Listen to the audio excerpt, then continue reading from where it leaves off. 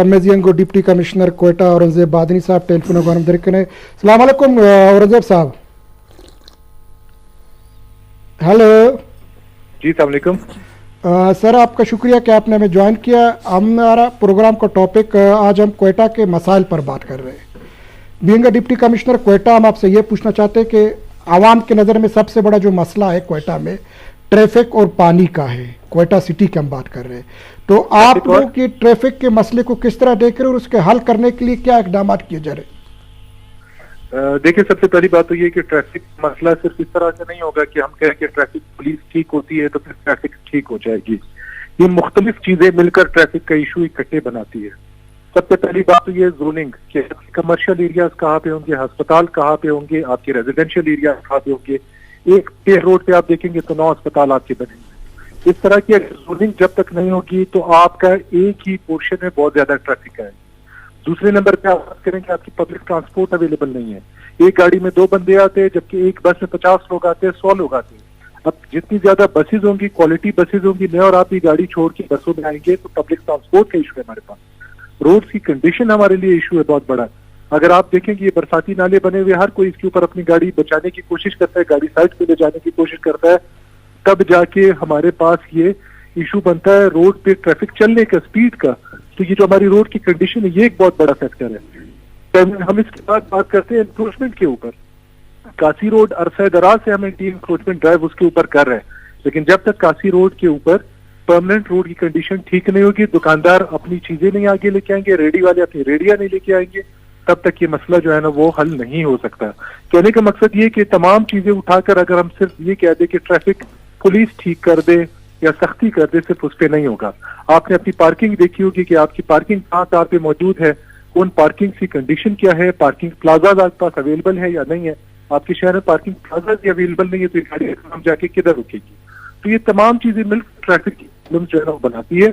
हम traffic police के साथ इकट्ठे मिलकर काम कर रहे हैं। ट्रैफिक मैनेजमेंट एक ब्यूरो बन रहा है जो कि रोड काउंट करेगा, ट्रैफिक काउंट करेगा, उसके बेस पे आइडियाज देगा।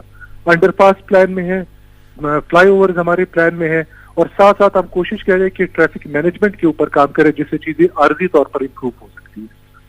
अच्छा सर, देखने में आया कि सबसे बड़ा जो ट्रैफिक जैम होता है वो आप उसको सरीना चौक नाम दे, असेंबली चौक नाम दे या बलूचिस्तान हाई कोर्ट, एक तरफ कानून बनते हैं, दूसरी तरफ कानून पर अमल दरामद किया जाता है।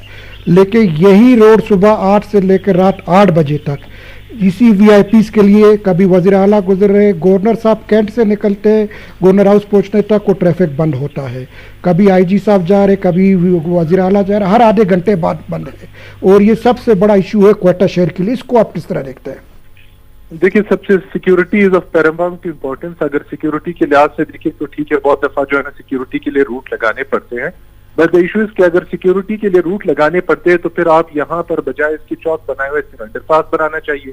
कहने का मकसद मेरा वही है कि रोड की कंडीशन यही पर ये अंडरपास होता तो शायद आपको यहाँ पे कोई रूट लगाने की जरूरत ही ना होती। ऊपर वाली ट्रैफिक अपने लिहाज से चलती, अंडरपास के नीचे वाली ट्रैफिक अपने लिहाज से चलती।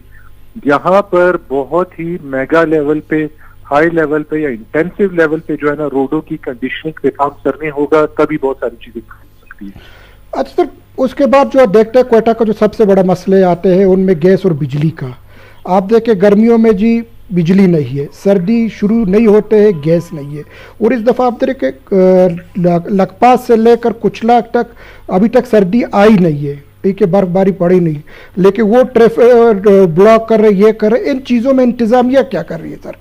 क्या मदद कर रही है? बात आपको बताता हूँ, मेरी बात सुने। अभी इंतजामिया को सब ही मुझसे ये सवाल करते हैं कि इंतजामिया क्या काम करती है।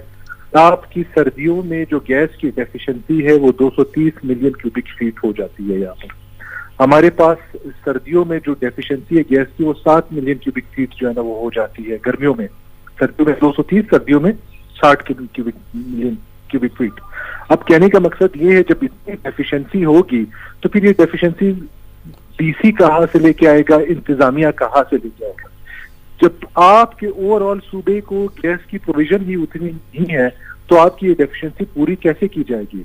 अब इस डेफिशिएंसी के बाद नेक्स्ट जो लोग काम करते हैं वो ये करते हैं कि अपने घरों में वो कंप्रेसर लगा लेते हैं। अब जब कंप्रेसर लगा लेते हैं, जो आस पास के 40 घर है उन सब का गैस आप चूज के इस्तेमाल करते हैं। انتظامیہ صرف اتنا کر سکتی ہے کہ ہم ان کمپریسر کے خلاف ہم نے روڈوں میں بھی کریک ڈاؤن کیا, ان کی دکانوں کے خلاف بھی کیا, اور اگر جہاں کہیں ہمیں اطلاع ملتی ہے گھروں میں, ہم اس کے خلاف بھی کارروائی کر سکتے ہیں. باقی اگر بجلی کی یا گیس کی ڈیفیشنسی ہوتی ہے تو وہ انتظامیہ کے لیول کا کام ہی نہیں ہے, وہ آپ نے نیشنل لیول پہ اپنا کیس ٹیک اپ کرنا ہے کہ ہمارے پاس بجلی اتنی سفیشینٹ مقدار میں نہیں ہے, ہمارے پاس گیس سفیشینٹ مقدار میں نہیں ہے. ہاں البتہ ایک اور چیز ہے, that is the management issues.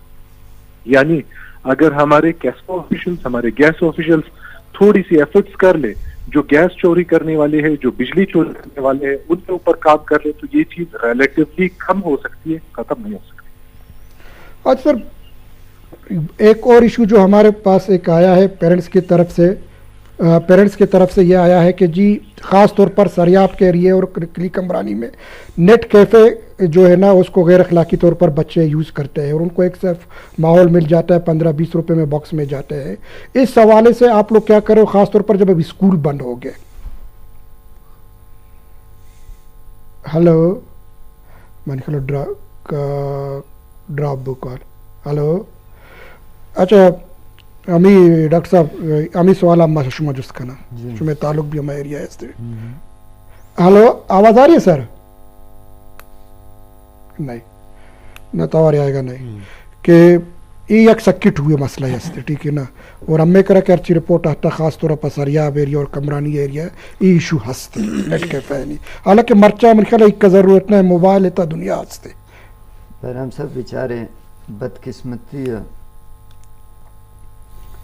ہمیں کے علاقہ ہستے, خاص کر مسریابی گپ کی یعنی انو شمارا معلوم ہے کہ ساری یا یک نشے سیڈا مخلوق کی شتا کم از کم ایجڈ مخلوق بوتا 25 اباو بوتا. انو پوزیشن ایشی 12 سال بگریں 22 سال ایج کسانی بچک کے ہستے شیشم اور بڑی چیزیں نہیں سیڈا شتا گم. اور